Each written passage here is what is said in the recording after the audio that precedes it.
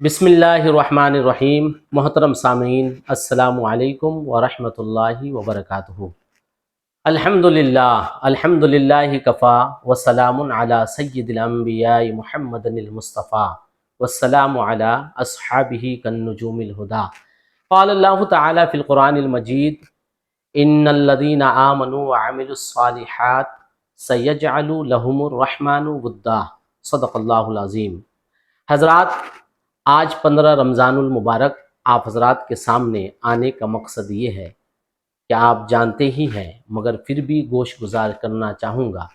آج کی تاریخ وہ تاریخ ہے کہ آج ہی کے دن یعنی 15 رمضان المبارک رات 2 بجے ایک ایسا المناک خبر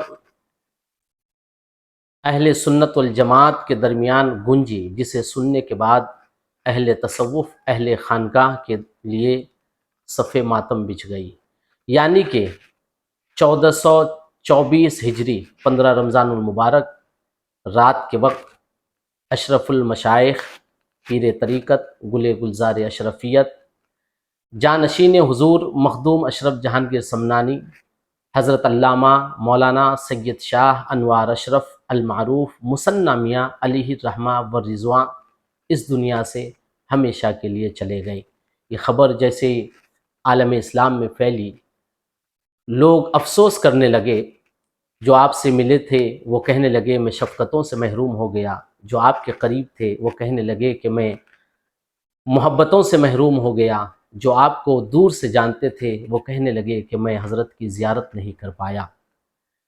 آج ہی کا وہ دن تھا، آج سے تقریباً 22 سال قبل، کہ جس دن ہم تمام لوگوں کے درمیان سے حضور اشرف المشائخ انوار اشرف مثنی میاں علیہ الرحمہ والرضوان اس دنیا سے گزر گئے۔ بہرحال اللہ کا قانون ہے، موت سب کو آنی ہے، مگر کچھ لوگ ایسے ہوتے ہیں جو اس دنیا میں رہتے ہیں تب بھی لوگوں کے دلوں پہ راج کرتے ہیں، اور جب اس دنیا سے چلے جاتے ہیں تب بھی لوگوں کے دلوں پہ راج کرتے ہیں، اس لیے کہ اس کی وجہ محبت ہے۔ اور وہ محبت یعنی کہ ایسے لوگوں کی محبت جو منتقل ہوتے رہتی ہے، یہ وہ محبت ہے جسے اللہ رب العزت لوگوں کے دلوں میں جما دیتا ہے۔ میں نے قرآن مقدس کی جس آیت کی تلاوت کی ہے، اللہ رب العزت ارشاد فرماتا ہے جو لوگ ایمان لائے اور اچھے کام کیے تو اس کے لیے رحمان لوگوں کے دلوں میں محبت پیدا فرما دیتا ہے۔ محبت کی بات چلی ہے، چونکہ خانقاہ اور تصوف سے جڑے ہوئے ہیں ہم لوگ، محبت ہی کی بات کرتے ہیں، اور چاہے بزرگان دین ہو یا دنیا کا کوئی بھی انسان ہو، ہر کوئی محبت کو پسند کرتا ہے، اور اسی علم کو لے کر پیغمبر اسلام دنیا میں آئے، سبھی لوگوں سے محبت کیے، کالوں کو بھی گلے سے لگایا، گوروں کو بھی اپنایا، غریبوں محتاجوں کے لیے بھی آپ نے اچھے پیغامات دیے، انسانیت کی بھلائی کا پیغام دیا، انسانوں سے محبت کا پیغام دیا، اللہ کی مخلوق سے محبت کا پیغام دیا۔ اسلام محبت کا علم لے کر دنیا میں آیا۔ حضور شہید راہ مدینہ جب باحیات تھے، آپ سے صرف آپ کے گھر والے ہی نہیں، صرف آپ کے متعلقین، آپ کے مریدین ہی نہیں، بلکہ جو شخص آپ کو دیکھتا محبت کرنے پہ مجبور ہو جاتا، جو شخص آپ کے پاس ایک بار بیٹھتا وہ محبت کرنے پہ مجبور ہو جاتا ہے۔ اس کی وجہ کیا تھی کہ حضور شہید راہ مدینہ، پیر طریقت اشرف المشائخ انوار اشرف مثنی میاں علی الرحمہ والرضوان کی محبت جو لوگوں کے دلوں میں تھی آپ کے حیات میں، اللہ رب العزت نے اسے لوگوں کے دلوں میں قائم فرما دیا۔ اور یہ محبت جسے اللہ رب العزت قائم فرما دے تو وہ صرف کسی انسان کے حیات ہی میں نہیں بلکہ ان کے چلے جانے کے بعد بھی وہ قائم رہتی ہے۔ جب تک دنیا قائم رہے گی، جہاں جہاں اللہ کا ذکر ہوتا رہے گا، اللہ کے نیک بندوں کا ذکر ہوتا رہے گا، جہاں جہاں اللہ کے ماننے والے موجود ہوں گے، جب جب ماننے والے موجود ہوں گے، اللہ کے نیک بندوں سے محبت کرتے رہیں گے، اس لیے کہ ان کی محبت اللہ رب العزت نے لوگوں کے دلوں میں جما دیا ہے۔ محبت بہت قیمتی چیز ہے، اگر انسان کو نہ ملے تو وہ تڑپ جاتا ہے، بے چین ہو جاتا ہے۔ مثال کے طور پر اگر کسی کے والد یا والدہ اسے محبت نہ کرے، شفقت نہ کرے، تو ایک احساس مند انسان بے قرار ہو جاتا ہے، میرے والدین میرے طرف دھیان نہیں دیتے ہیں۔ اس کا الٹا لے لیجئے، اگر کوئی نافرمان بچہ اپنے ماں باپ کا احترام نہ کرے، محبت سے پیش نہ آئے، تو ماں باپ بے چین ہو جاتے ہیں، میرا بچہ مجھ سے محبت نہیں کرتا ہے۔ اور مثالیں ہیں، بیوی کو اگر اس کے شوہر کی محبت نہ ملے بے چین ہوتی ہے، شوہر کو بیوی کی محبت نہ ملے بے چین ہوتی ہے، ایک دوست کو اپنے مخلص دوست سے جو امید ہے محبت نہ ملے تو بے چین ہوتی ہے، بے چین ہوتے ہیں، ایک پڑوسی کو اگر اپنے پڑوسی سے محبت نہ ملے تو بے چینی ہوتی ہے اور اس کے پیاس کا احساس کرتا ہے۔ محبت ایسی چیز ہی ہے کہ ہر کوئی اسے اپنانا چاہتا ہے، ہر کوئی چاہتا ہے کہ مجھ سے میرا دوست محبت کرے، ہر کوئی چاہتا ہے میرے ماں باپ مجھ سے محبت کرے، اگر ماں باپ ہے تو چاہتے ہیں کہ میرے بچے مجھ سے محبت کرے، میرے قریب کے لوگ مجھ سے محبت کرے۔ محبت کے لیے ہر کوئی فکر مند ہے اور اس کے خواہش مند ہے، مگر اللہ رب العزت نے محبت قائم کرنے کے لیے جو وعدہ کیا، کہا ان الذین آمنوا، جو لوگ ایمان لائے، وعملوا الصالحات، اور اچھے اعمال کیے، تو اللہ رب العزت ان کی محبت لوگوں کے دلوں میں قائم فرما دیتا ہے۔ جو اچھے اعمال کرتے ہیں، اچھے اعمال، اعمال جمع ہے عمل کا، عمل عربی لفظ ہے، اس کا معنی ہے کام کے، جنہوں نے اچھے کام کیے۔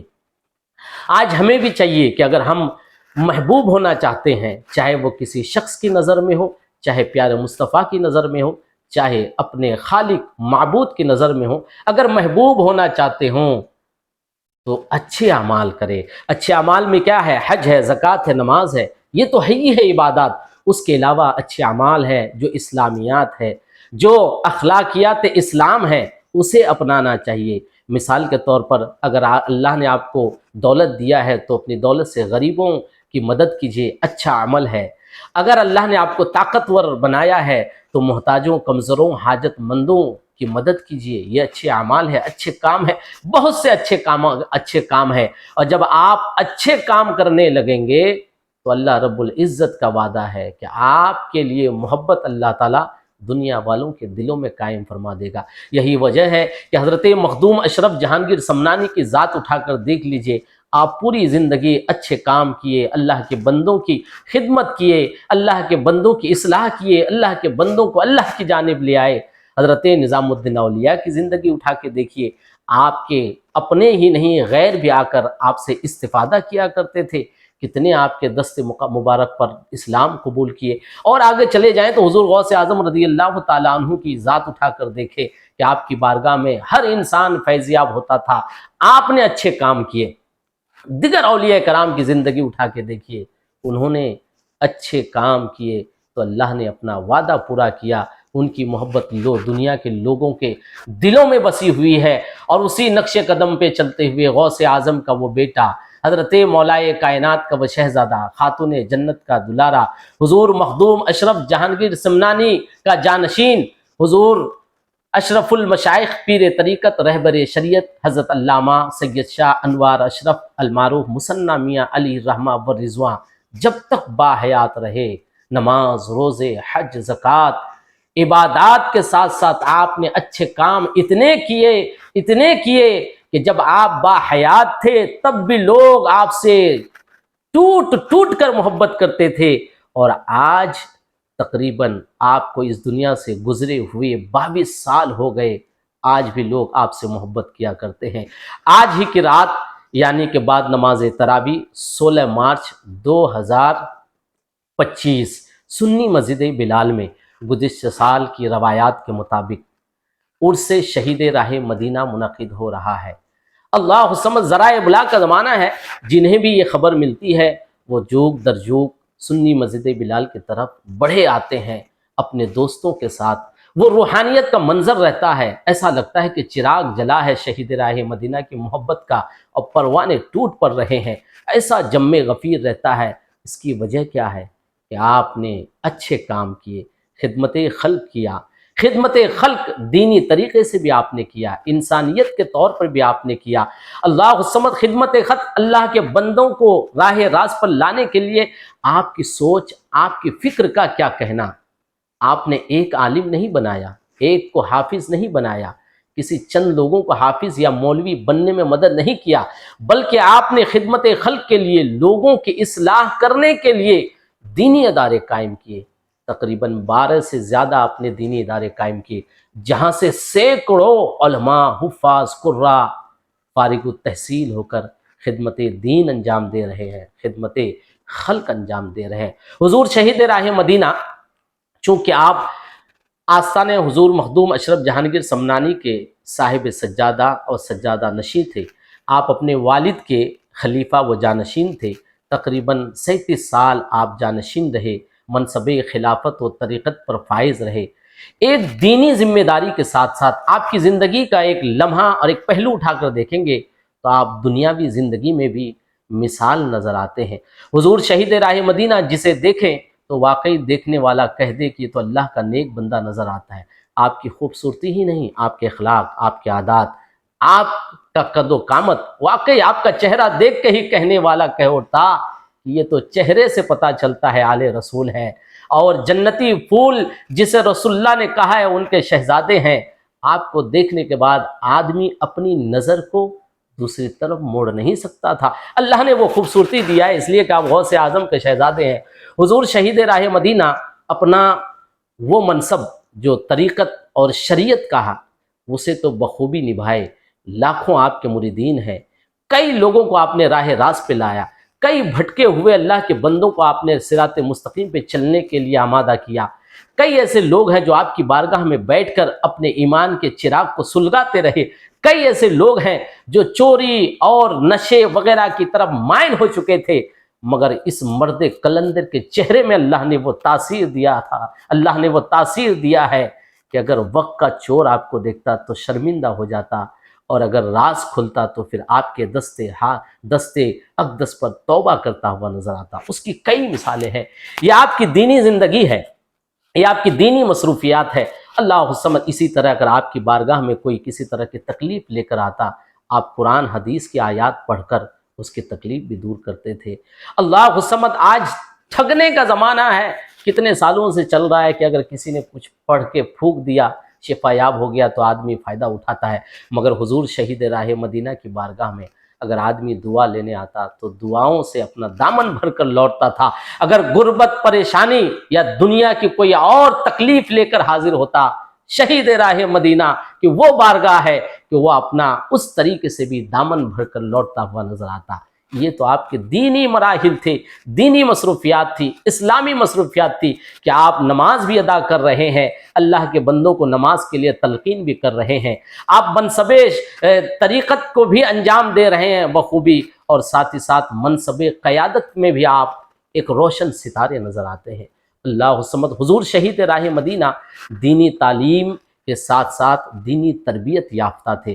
آپ مذہبی اور اسلامی اور سنتوں بھرے گھرانے میں آپ کی پرورش ہوئی، آپ کے والد نے آپ کی بہترین پرورش کیا، اور آپ نے والد گرامی کے پرورش کے مطابق اللہ کے بندوں کی خدمت کیا، اور جو منصب جانشین حضور مخدوم اشرف ہے اسے آپ نے کما حق ہو نبھایا۔ یہ ایک پہلو ہے۔ دوسرا پہلو ہے آج کے ماڈرن دور میں ہندوستان ایک ایسی سرزمین ہے جہاں دیگر مذاہب کے لوگ بھی رہتے ہیں۔ ایسے ماحول میں کس طریقے سے رہنا چاہیے اور شریعت کے مطابق زندگی گزارنا چاہیے، اور پھر دوسروں کے درمیان رہ کر اپنی شناخت نہ کھونا، سنت رسول کا پیکر بننا، تبلیغ اسلام کا مجسمہ بننا، کوئی شہید راہ مدینہ سے سیکھے۔ حضور شہید راہ مدینہ دنیاوی علوم کے سنگم تھے، آپ نے کئی اعلیٰ اسناد حاصل کیے، اور اعلیٰ مقام پہ آپ پروفیشنل فائز تھے۔ جو غیروں میں ہوتے آپ سے ایک بار ملتا، آپ کی دیانت داری، آپ کی محنت اور آپ کی محبتوں شفقتوں کا وہ یقیناً تسبیح پڑھتے رہتا۔ کتنے ایسے غیر تھے جو آپ سے آفس میں تو ملتے تھے مگر آپ کے گھر میں اس لیے آتے تھے کہ آپ سے محبت کرتے تھے۔ واقعی مجھے قرآن مقدس کی آیت کا یہ ترجمہ حضور شہید راہ مدینہ پہ بہت صحیح نظر آتا ہے کہ اللہ نے وعدہ کیا، جنہوں نے اچھے اعمال کیے، اچھے کام کیے، اللہ لوگوں کے دلوں میں محبت ڈال دیتا ہے۔ جب آپ باحیات تھے، آپ کے ساتھیوں میں کیسے ایسے سکھ ہیں جو آپ سے محبت کرتے تھے، کتنے ایسے غیر مسلم ہیں جو محبت کرتے تھے۔ آپ کی جو قائدانہ صلاحیت ہے واقعی قوم مسلم میں ایسے قائد ہونے کی ضرورت ہے۔ ہندوستان کے حالات آئے دن کچھ نہ کچھ بدلتے رہتے ہیں، کبھی حالات سنگین ہوتے ہیں، کبھی بھائی چارگی محبت کا ماحول ہوتا ہے۔ ایسے میں جب سنگین ہو، نفرتوں کی فضا چلی ہو، پھر حضور شہید راہ مدینہ کی شخصیت وہ ہے جو اپنے قوم کی اس طرح قیادت کرتے ہیں کہ قوم کو نقصانات سے روکتے ہیں، بہتر رہنمائی کرتے ہیں، اور اپنے ملک سے محبت کا بھی ثبوت پیش کرتے ہیں۔ غیر مذہب جو غیر مسلم بھائی ہیں ہمارے، ان لوگوں سے رشتے محبت اس طرح قائم کیے تھے اللہ صمد کہ وہ گرچہ غیر مسلم ہوتے مگر آپ کے وضع قطع داڑھی ٹوپی کے باوجود آپ سے قریب ہونے پر مجبور ہو جاتے تھے۔ کیوں؟ اس لیے کہ یہ اللہ والوں کا طریقہ ہے کہ وہ مخلوق خدا کو اپنے قریب ان کی خدمت کر کے کیا کرتے ہیں۔ حضور نظام الدین اولیاء کی شخصیت، حضرت مخدوم اشرف جہانگیر سمنانی کی شخصیت، جن بزرگ کی آپ شخصیت اٹھا کے دیکھیں گے، انہوں نے غیروں کو گلے لگایا ہے، اپنایا ہے، محبت کا پیغام دیا ہے، بے شمار محبت کیا ہے اور بہت ہی محبت کیا ہے۔ حضور شہید راہ مدینہ، آپ کو شہید راہ مدینہ کہا جاتا ہے۔ شہید یعنی جو کسی حادثے میں انتقال کر جائے اسے بھی شہید کا درجہ ملتا ہے۔ 15 رمضان المبارک 1424 ہجری مکہ مبارکہ کے لیے آپ عمرہ کی ادائیگی کے لیے اپنے 2 شہزادے کے ساتھ تشریف لے گئے تھے، حضرت سید شاہ حسن اشرف اور حضرت سید شاہ حسین اشرف۔ عمرہ کے ارکان کی ادائیگی کے بعد اللہ صمد، کیا منظر ہے وہ خانہ کعبہ جس پہ پہلی نظر پڑے اور آدمی دعا مانگے تو دعا قبول ہو جائے۔ اللہ کا گھر، جس گھر کے بنانے میں اللہ رب العزت کہتا ہے کہ اللہ نے سب سے پہلا گھر جو بنایا وہ بیت اللہ شریف ہے، جو جہاں حضرت ابراہیم کی نشانیاں ہے، جہاں طواف کرے انسان سچے دل سے طواف کرے، عمرہ کی ادائیگی کر لے، گناہوں سے پاک صاف ہو جاتا ہے۔ اس مقدس ارکان کی ادائیگی کے بعد شہر مکہ سے شہر مدینہ کی جانب آپ چلنے کا ارادہ کرتے ہیں اور گاڑی میں اپنے 2 شہزادوں کے ساتھ نکلتے ہیں۔ راستے میں حادثے کا شکار ہوتے ہیں اور وہیں پہ آپ کی روح قفس انصری سے پرواز کر جاتی ہے۔ انا للہ و انا الیہ راجعون۔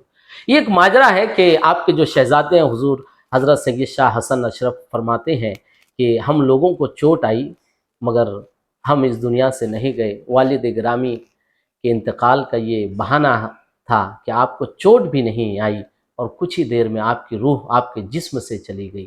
واقعی اللہ کی طرف سے جو قانون ہے کہ موت آنی ہے اور آپ کی مقبولیت، آپ کی دعاؤں کی مقبولیت کا نتیجہ ہے شہادت کی موت ملنا، بعد عمرہ ملنا، اور راستے میں یعنی مدینے کی یاد لے کر جب انسان نکلے، یاد مدینہ ہو دماغ و دل میں، پھر موت آ جائے، کیا کہنا۔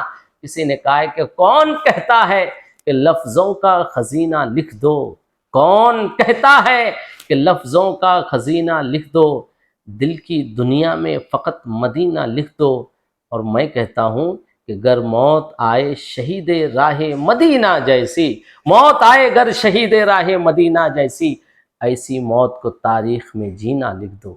مومن کی روح آزاد ہوتی ہے۔ یہ موت اللہ صمد، یہ شہادت جو سنتا تھا اش اش کرتا تھا، رشک کرتا تھا، اور ہر کوئی چاہتا ہے کہ مدینے میں موت آئے، اس لیے کہ حضور کا فرمان ہے مدینہ اللہ صمد، جہاں مرنے کے لیے حضور نے کہا ہے کہ ہو سکے تو تم مدینہ میں مرنے کی کوشش کرو اور خواہش کرو، خواہش کرنے کا، اور جس کی خواہش پوری ہو جاتی ہے ان کی دعا قبول ہو گئی اللہ صمد۔ حضور شہید راہ مدینہ کی زندگی کا بھی ماحول اٹھا کے دیکھیں گے، آپ اکثر اپنی دعا میں مدینہ ہی میں مرنے کی خواہش کا اظہار کرتے تھے۔ ہاتھ اٹھاتے تو آپ کہتے تھے کہ وہی موت آئے، وہی دفن نصیب ہو جائے، جنت البقیع میں دفن ہونا نصیب ہو جائے۔ آپ کی زندگی کا یہ معمول تھا۔ آپ کے قریبی فرماتے ہیں، میں بھی بہت قریب رہا ہوں، دیکھا بھی ہوں کہ حضور شہید راہ مدینہ اپنے اجسام کے کچھ حصے جیسے ناخن ہے، بدن کے چمڑے ہیں، یا پھر داڑھی بال وغیرہ کے کچھ ریشے ہیں، آپ ہر سال عمرہ کے لیے جاتے تو لے آ کر بقیع شریف میں دفن فرما دیتے تھے۔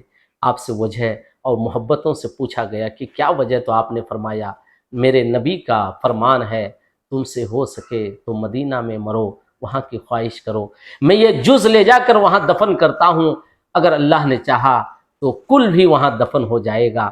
واقعی آپ کی دعا قبول ہوئی، جو آپ ہمیشہ چاہتے تھے کہ وہیں موت آئے، اور وہیں دفن ہوا۔ اللہ نے آپ کو مستجاب الدعوات بھی بنا دیا۔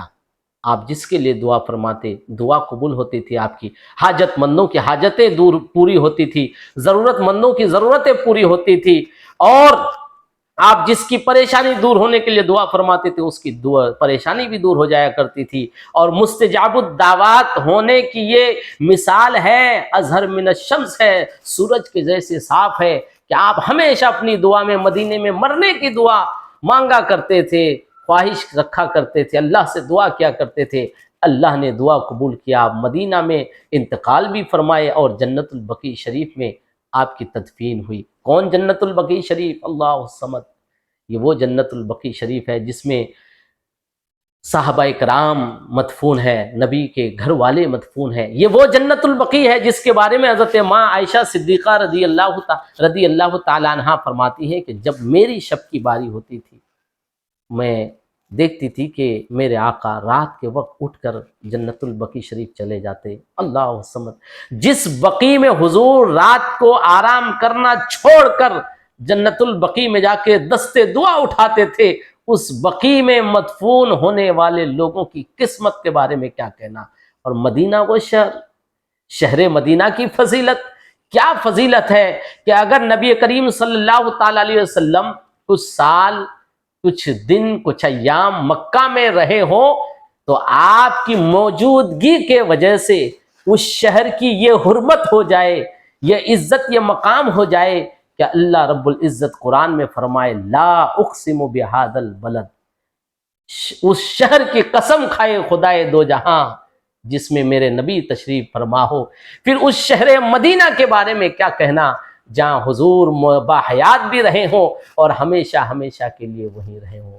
اللہ صمد برادران ملت اسلامیہ، وہ شخصیت حضور شہید راہ مدینہ کہ جن کی دعا قبول ہوئی، بقیع شریف میں آرام ہے، اللہ نے اپنے انعام سے نوازا، اللہ نے اپنی نعمت سے نوازا، اللہ نے آپ کو وہ مقام عطا کیا کہ حضرت عثمان غنی رضی اللہ تعالیٰ عنہ کے پائے مبارک کے قریب آپ کو ہمیشہ ہمیشہ کی جگہ مل گئی ہے۔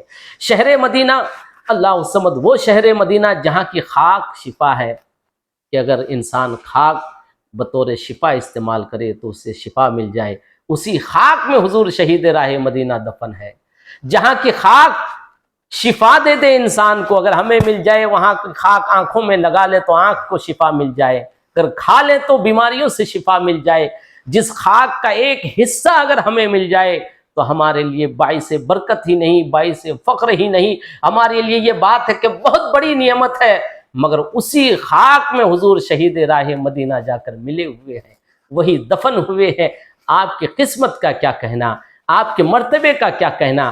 واقعی جو لوگ حضور شہید راہ مدینہ سے محبت کرتے ہیں ان کے لیے بھی یہ خوش بختی کی بات ہے، نیک بختی کی بات ہے، ان کے لیے بھی یہ انعام ہے، اس لیے کہ جو لوگ اللہ کے نیک بندوں سے محبت کرتے ہیں یہ اللہ کی طرف سے اس کے لیے انعام ہے۔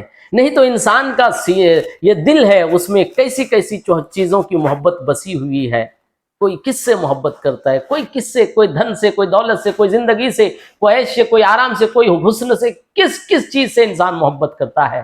مگر خوش نصیب ہے وہ دل، وہ سینہ جس میں اللہ والوں کی محبت ہے، اس لیے کہ اس محبت کو اپنے دل میں بسانا، جگہ دینا، قائم کرنا یہ انسان کے بس کی بات نہیں ہے۔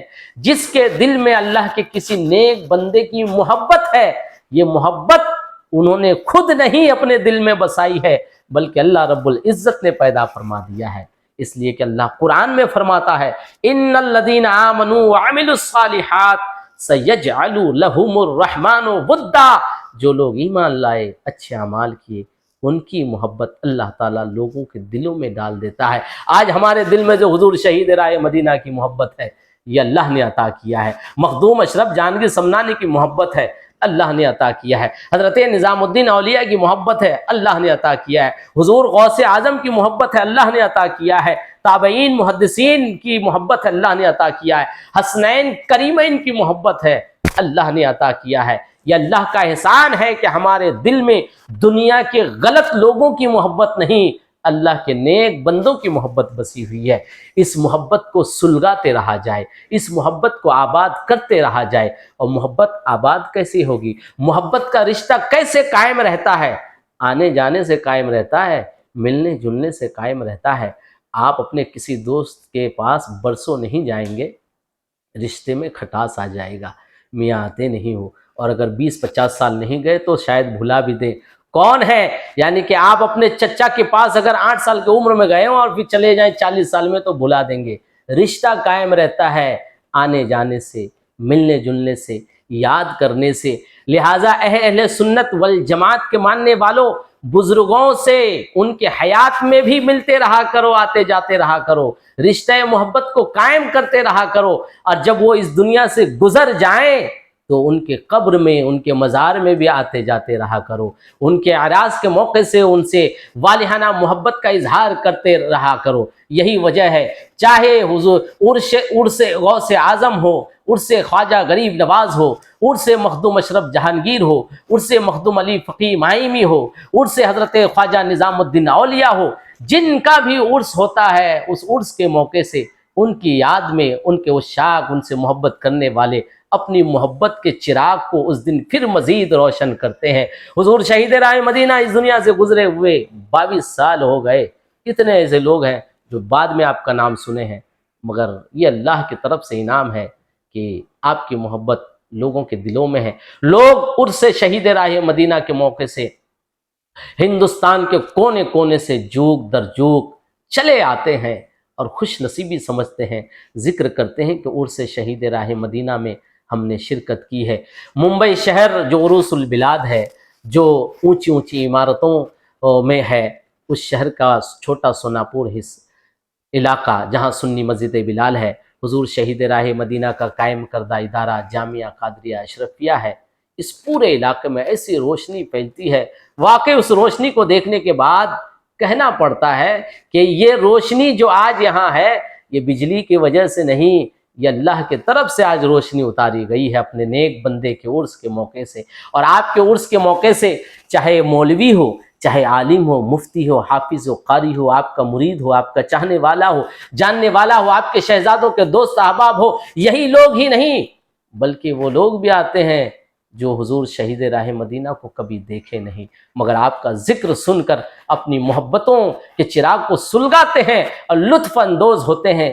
یہ تو مذہب اسلام کے ماننے والے تھے، یہی نہیں، چونکہ آپ کی حیات میں آپ کی شخصیت قائدانہ تھی، آپ قیادت فرماتے، ہر شخص کی ضرورتوں کو پوری کرتے. یہی وجہ ہے کہ جب آپ باحیات تھے تب بھی وقت کا کوئی منسٹر ہو، وقت کا کوئی پروفیسر ہو، کوئی ڈاکٹر ہو، کوئی اور کوئی مخیر شخص ہو، آپ سے مشوروں کے لیے آیا کرتا تھا.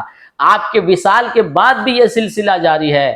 آپ کے عرس کے موقع سے صرف آپ کے مریدین ہی نہیں بلکہ سیاسی حضرات بھی حاضری دے کر استفادہ فیض کرتے ہیں، اور تعلیم کی دنیا سے جڑے ہوئے لوگ بھی آپ کے عرس کے موقع سے آ کر آپ سے فیض حاصل کرتے ہیں.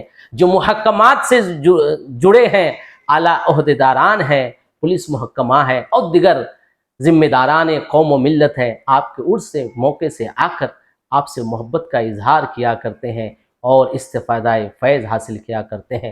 ہر سال کی طرح، یعنی گزشتہ 21 سال کی طرح اس سال بھی 15 رمضان المبارک 16 مارچ بروز اتوار بعد نماز تراویح سنی مسجد بلال میں آپ کا سالانہ عظیم الشان عرس مقدس منعقد ہوگا.